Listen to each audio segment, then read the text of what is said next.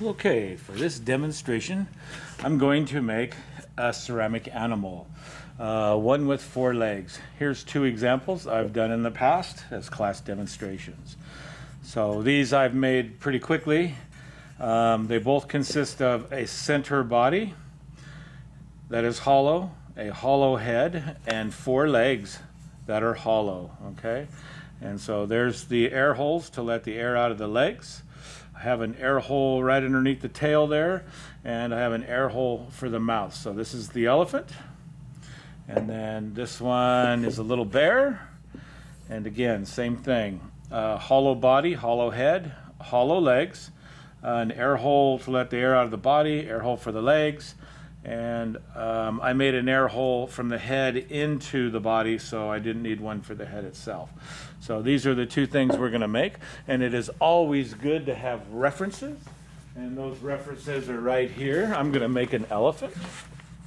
So whenever we're working, you want to find images, and we have this great visual resource of the internet, and you can just copy and paste into a Word document, and you can get general silhouette shapes. You can zoom in and get close-ups of the head and skull, of the texture of the skin and the eyes, and even close-ups of the feet and the rear of the elephant. So I'm going to work quickly at this just so you can understand and comprehend how to achieve the form, and then generally it would be let it firm up a little bit and then really work on the detail. So I'm just going to put this off to the side, and this is the example that I'm going to make. Okay. So first off, I cut off a portion of clay. The rest of the bag is covered up, and now I have this amount here. So I'm going to cut off a small amount for the body, and I think that might be pretty good. Let's see, I'm going to need the 4 legs. So I'm thinking possibly there. And you can just get them. We're looking for volume, right? Similar sizes. So the back legs are going to have 1 volume, and the front legs will have another. And I'll compare better. And let's see.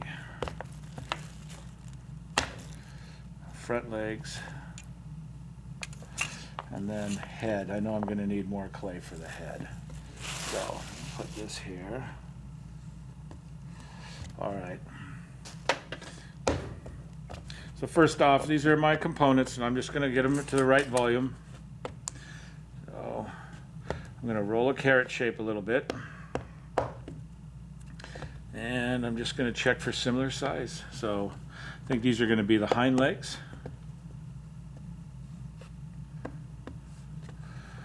Okay, pretty close. One's a little bit thicker. I'm going to save that excess clay on the end. I will be trimming that. So hind legs. Let's try front legs.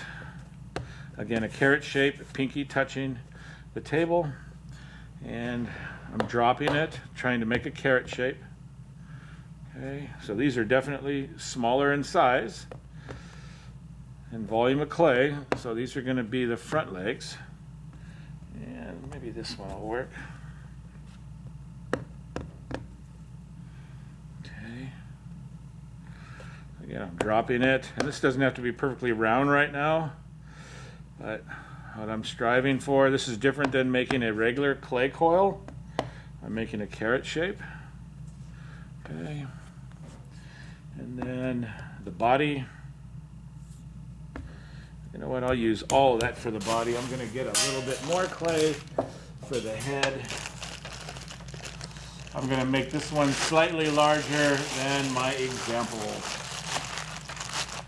So, yeah. Some extra clay for the head. Okay. So let's see now. In the head, it's going to look similar to the legs. I'm going to have more volume on this end. I hope this is a good angle for filming. All right, a little large, but that's going to be fine for now. So this is going to be the head. This is going to be the back legs. This will be the front legs. And this is the body. So let's start. The body, we're going to work from a cylinder, a fat cylinder. So I'm just trying to compress it. And I'm not too worried about folding. In the process of making our coil vase, some of you might have experienced your coil starting to do this. The way to prevent that would be to pinch and make it into a taper. I'm just going to drop it, and I'm just trying to get the length of the body in proportion to the legs. And we're going to do a different technique here. We're going to use, see how that folds in, and that's how you get air pockets inside your coils. But no worries, we're going to take our modeling stick and I'm going to pierce all the way through, keeping it in the center of this cylinder. Okay, so now I'm going to do something different. I'm using this modeling stick like a rolling pin, but instead of a rolling pin on top, it's an internal rolling pin. So watch what happens. As I do this, the clay expands out and I create this hollow shape. Okay, I'm going to take that excess clay off. Yeah, so look at that, how fast that was to make this form hollow. A really good technique. So this is the inspiration I got here. Look at that body. Here's another good example. See how it's kind of rounded? The legs will help bring this about, but I need kind of like a slight teardrop shape. Boy, there's a really big elephant. So they vary in their body types depending on the breed. Okay, so I'm just going to expand where I think the belly is going to be. I'm just stretching this out and the back. Okay. And again, I got a lot of work to do. So now this is open, and I'm going to show you how to close this off. What I'm doing is I'm actually just going to hold it, and I'm just with my index finger, thumb, right? Look how I taper that. And I close this off. And again, this clay is soft, so I'm not really going to need to scratch to attach. Okay, so there's one end. And I'm going to stretch this out just a little bit more. Can you see like the belly and the back? And they got a little sway. A couple of examples have a little sway in the back. There's a bump on that one. So I think it's an African elephant or an Indian elephant. So I'm just going to stretch this out a little bit, and then I'm going to pinch this in. Look at that.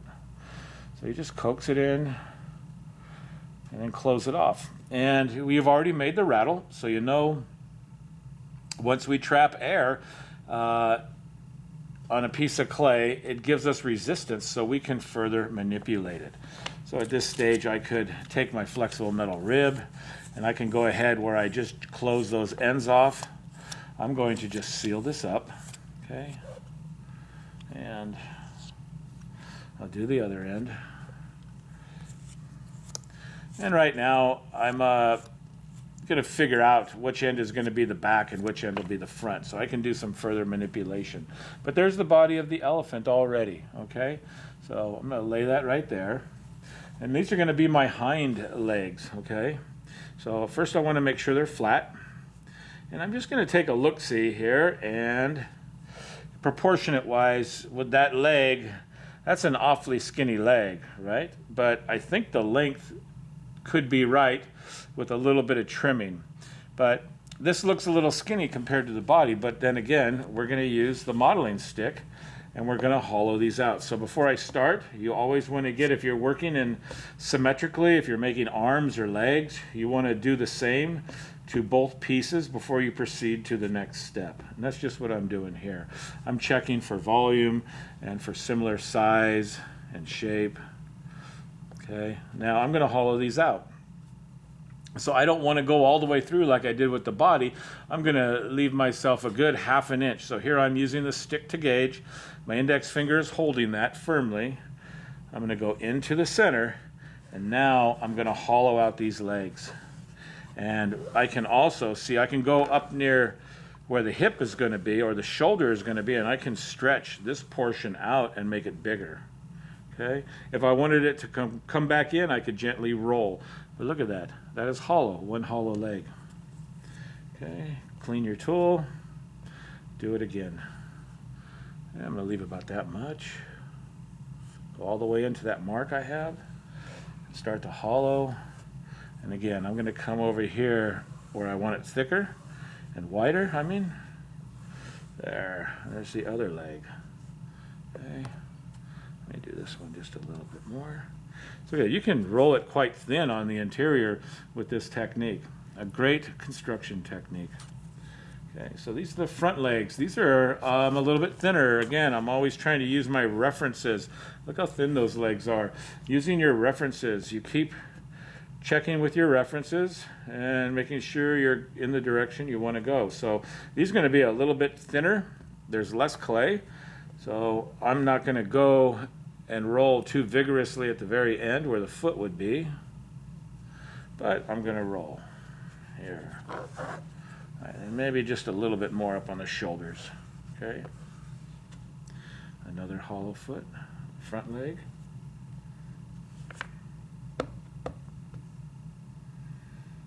Okay.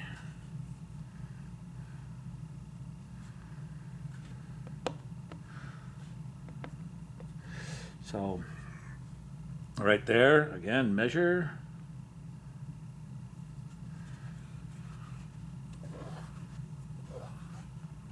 It's really nice to have a good work surface covered in fabric. Clay doesn't stick. It's always good. I got some extra clay here.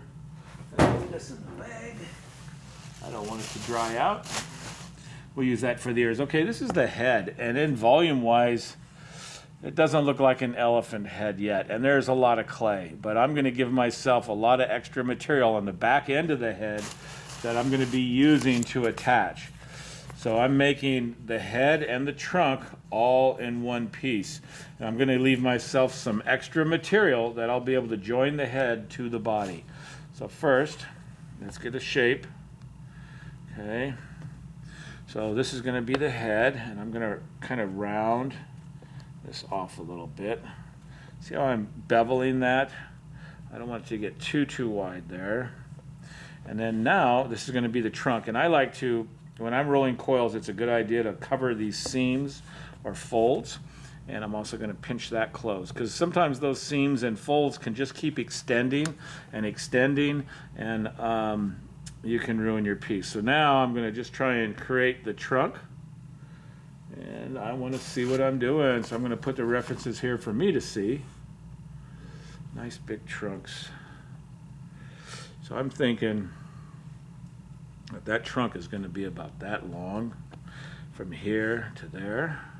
Okay, and there's the end. All right, I'm going to do this now. I'm going to hollow out the head, make it a little bit thicker. So I'm going to go into about right here. See my measurement I'm taking? I'm going to go in here, and I'm going to begin to hollow this out. And I'm going to work back the tip now. I'm going to stretch out the head, and that's a good start. So there's my elephant trunk. It's hollow. Okay, so I'm going to put that aside right now, and I'm going to first check the body again. Yeah, and I'm thinking that I think this is going to be the back of the elephant, and then this will be the front here. So, okay, what I'm going to do, I'm going to stop. I got all my pieces right now. I'm going to take a break, and I'm going to blow dry this just a little bit to get it firm. So this is going to be the end of part one, making a clay elephant. Okay, part one done.